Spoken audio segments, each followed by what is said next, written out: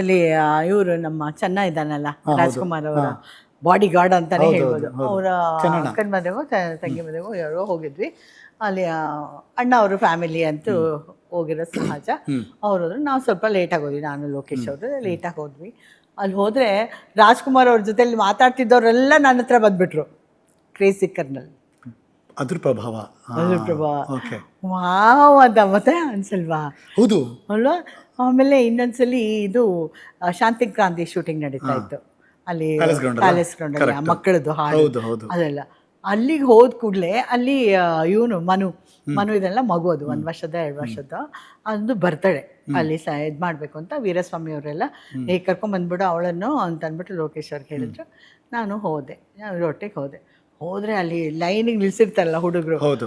ಅಷ್ಟು ಹುಡುಗರು aunty aunty ಅಂತ ಅಲ್ಲ. ಆಮೇಲೆ ಮೊದಲು ಕರ್ಕೊಂಡೋಗವಳ ಕರ್ಕೊಂಡು ಓ, ನಿಮಗೆ ವಾವ್ ಅನ್ಸಿದ್ದವಲ್ಲ. ಮತ್ತೆ ಅಲ್ವಾ ಕರೆಕ್ಟ್. ಅಲ್ವಾ, ಇದೆರಡೂ ಎಂಥ ಒಂದು ಪ್ರಸಂಗ ಅಲ್ಲ.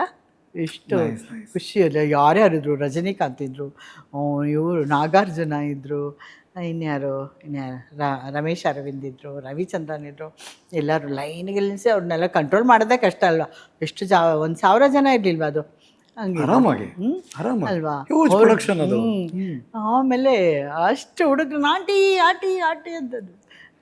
ನನ್ನ ಮಗು ಕೇಕ್ ಕಟ್ ಮಾಡೋದಕ್ಕೂ ನಾನು ಇರಲಿಲ್ಲ, ಬರ್ತ್ಡೇ ಆ ಥರ ಫ್ಯಾನ್ ನೀವು ಬೇಡ ಕರ್ಕೊಂಡೋಗೋ ನೀವು. ಆ ಕಾಲಕ್ಕೆ ಲೇಡಿ ಸೂಪರ್ ಸ್ಟಾರ್ ಅಷ್ಟೇ. ಚಿಕ್ಕ ಚಿಕ್ಕದೇ ಅಷ್ಟೇ ನಮಗೆ ಒಂದು ಅನುಭವ ವಾವ್ ಅಂತ.